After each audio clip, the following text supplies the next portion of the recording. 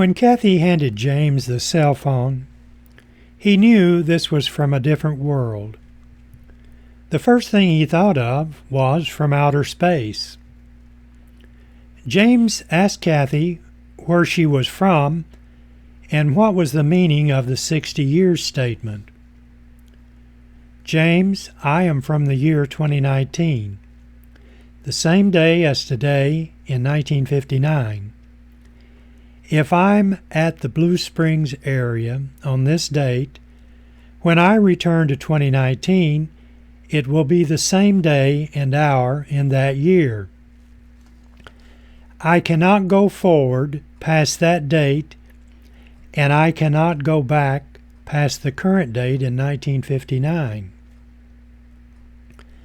I know this is beyond belief, but trust me, I am from the year 2019. The big open space near the Blue Springs River is the location of a large research center in 2019. A group of scientists discovered how to travel back in time. Don't ask me why it is 60 years in both directions, but it is. James was a straight-A student in school, and his aptitude in communications placed him in a sensitive position in the Army. After holding and looking at the cell phone, he had no reason not to believe what Kathy was telling him. It was a strange story, but he knew if she was from 60 years in the future, they would have advanced ahead of 1959 technology.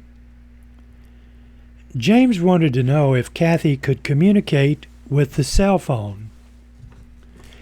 Kathy told him that 1959 did not have the infrastructure to communicate, and she could not communicate in the future with the cell phone. James started to quickly understand how that would work because he considered the workings of the device, knowing the science was being researched in 1959, but the technology was not advanced enough to create it. James thought about this incredible story and asked Kathy why she was so concerned about making contact with him. Kathy touched James' face and said, I am trying to keep myself from searching the history of you to find out if you have an obituary or if you are listed as a missing person. If I found your obituary, that would indicate you did not travel back to the year 2019 with me, and we did not create a future for us.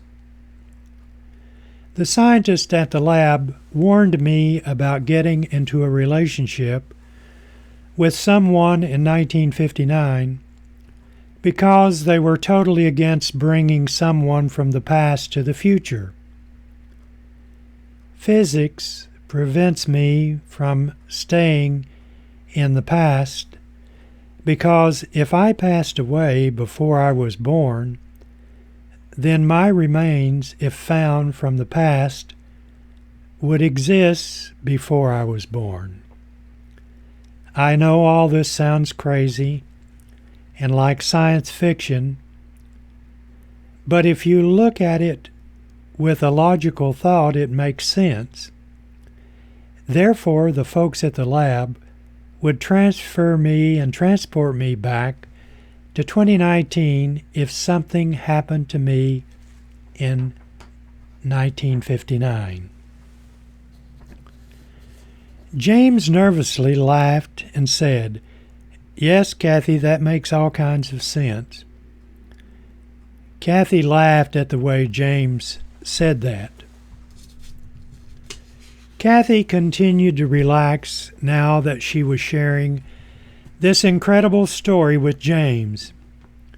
Then she said, one more thing that will give you a reason to know why I came to this year.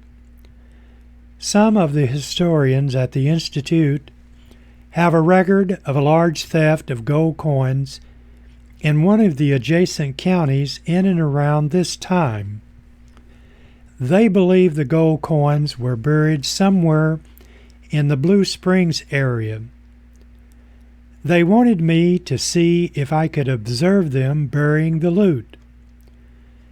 They believe the thieves were involved in an accident shortly after they stole the gold coins, so the location was known only to them. If I can see them burying the coins, then the people I am working for can retrieve those coins. I mentioned you when I went back to 2019 from the market parking lot the night of the ice storm and told them I was going to ask you to help me. They continued to tell me not to get into an affair with you because they would not approve bringing you back with me. James wanted to not believe what Kathy was telling him, but he was thinking a story this bizarre had to be the truth. And he decided then and there he wanted Kathy so he would help her and they could try to come up with a way for James to travel back with Kathy. Kathy said she now had an excuse not to travel back as often as she was before meeting James. Kathy hugged James and told him she would not be running up and down the roads in her Volkswagen now. She added a caveat, "But I cannot be out during the day." James was in total agreement. Kathy told James the theft of the gold coins would happen tomorrow night at 9 p.m., and she had the location of the vault where the coins were taken. She and James made plans to see and trace the crooks to their hiding place. When they parked across the street from the bank, they observed a van enter the area and park on the corner of the bank. 3 men had access to the front entrance of the bank, and one of the men looked like he was a banker and not a robber.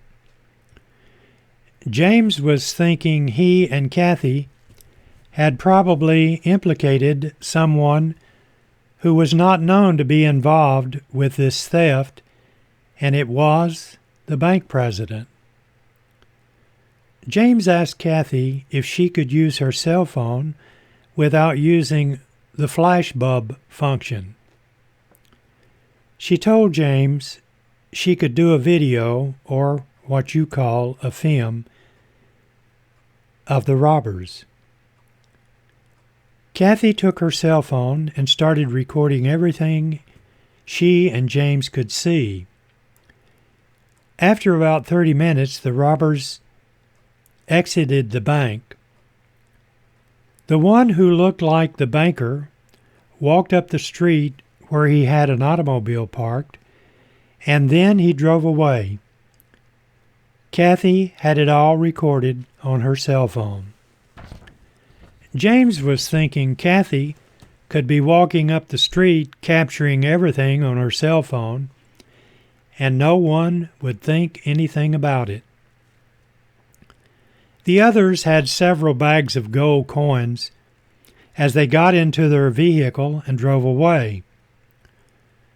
Following them in this old Volkswagen would not create any suspicion because what was there to suspect? The authorities would not know anything about the theft until the bank opened Monday morning. Kathy and James had a clear view of the area where a tractor with a backhoe was digging. The robbers placed the gold coins in one of those concrete vaults used by the funeral homes for burials. From the looks of the dirt removal, the hole must have been 15 feet deep. Once the vault was lowered into the hole, the dirt was returned and another vehicle had some grass sod they placed over the dirt.